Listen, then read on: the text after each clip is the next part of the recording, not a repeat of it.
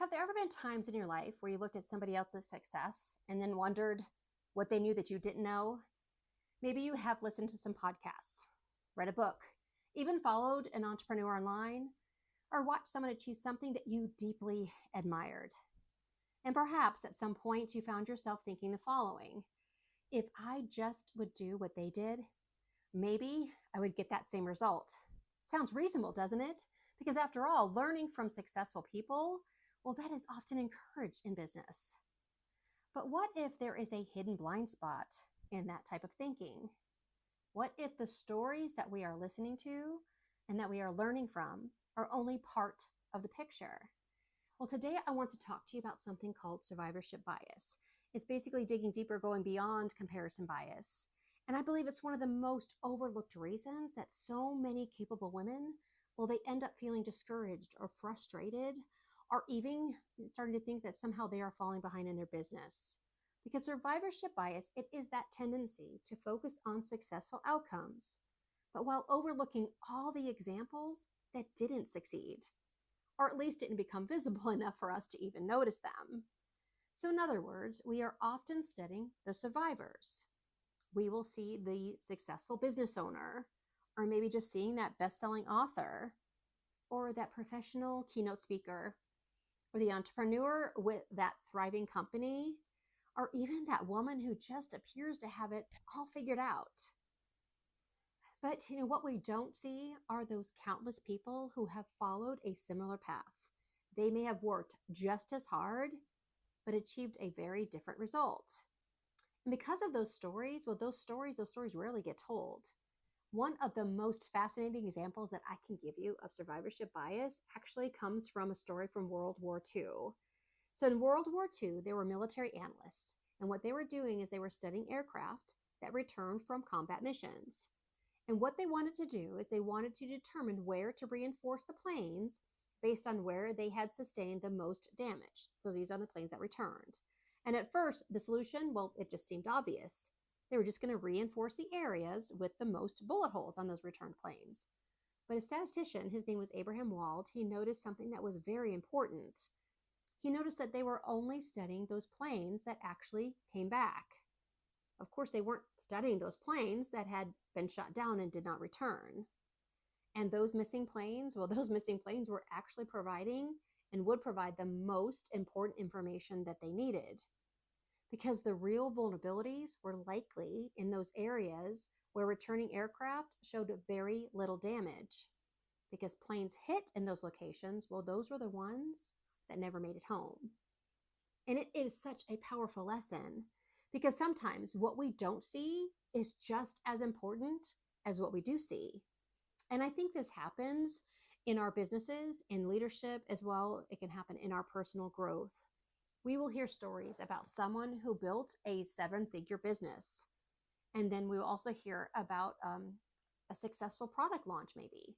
Or we hear about a business that has had some rapid growth, or we hear about a breakthrough moments that people have had in their businesses.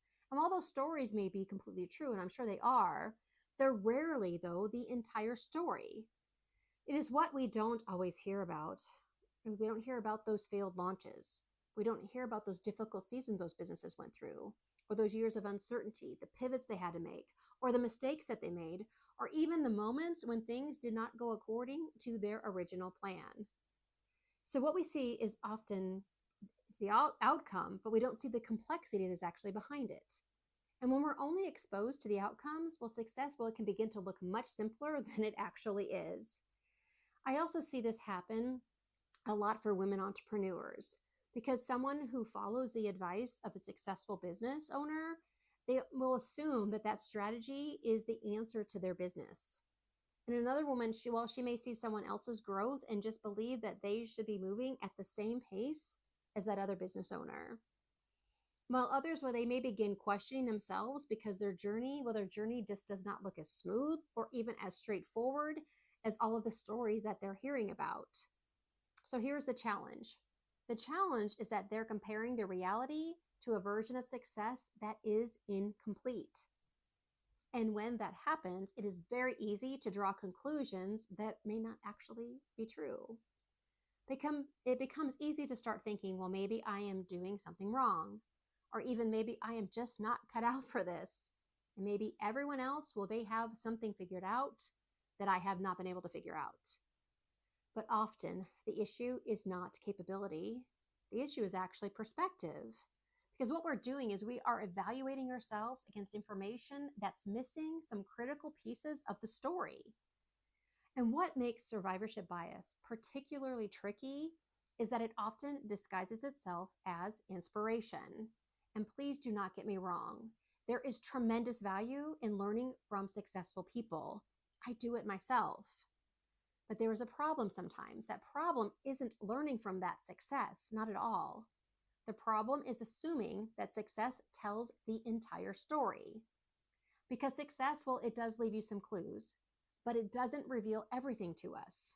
Because there are lessons that are hidden in the struggles, there are lessons hidden in the setbacks, hidden in the failures, and in course corrections that rarely make the headlines.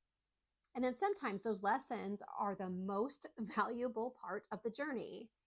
And I know this because I've experienced this personally as well. There have been seasons in my life and in my business when I have looked at somebody else's accomplishments.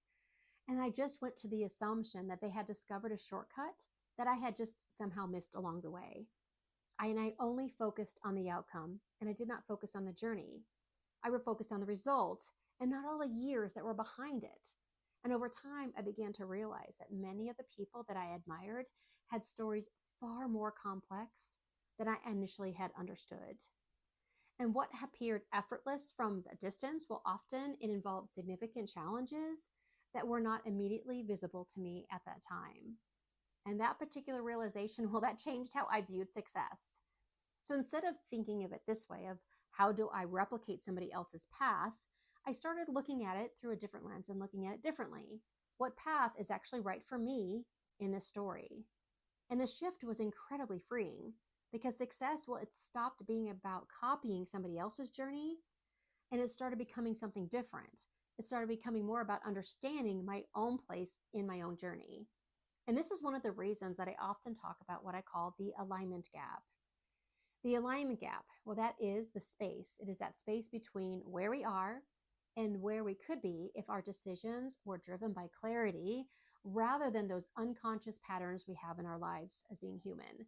And survivorship bias, well, it contributes to that gap. It's one of those biases because it tempts us to pursue somebody else's version of success without fully understanding or considering our own values, our own strengths, our own circumstances, and even our own season of life. It encourages us to focus on the outcomes instead of focusing on the alignment. And when that happens, we can find ourselves working hard towards goals that were really never truly ours to begin with. So if there is one thing that I want you to remember from this video on survivorship bias, I would be this. Success stories, they are valuable, but they are not complete. The visible outcome is only one chapter of a much larger story. And your journey does not need to look like somebody else's to be meaningful. I need you to know that. It doesn't need to follow the same timeline as somebody else. And it also doesn't need to follow the same blueprint as somebody else's business. Because what matters most is not whether your path looks like theirs. What really matters most is whether your path aligns with who you are. Because sometimes I need you to understand that the most important part of success story is the part that nobody ever gets to see.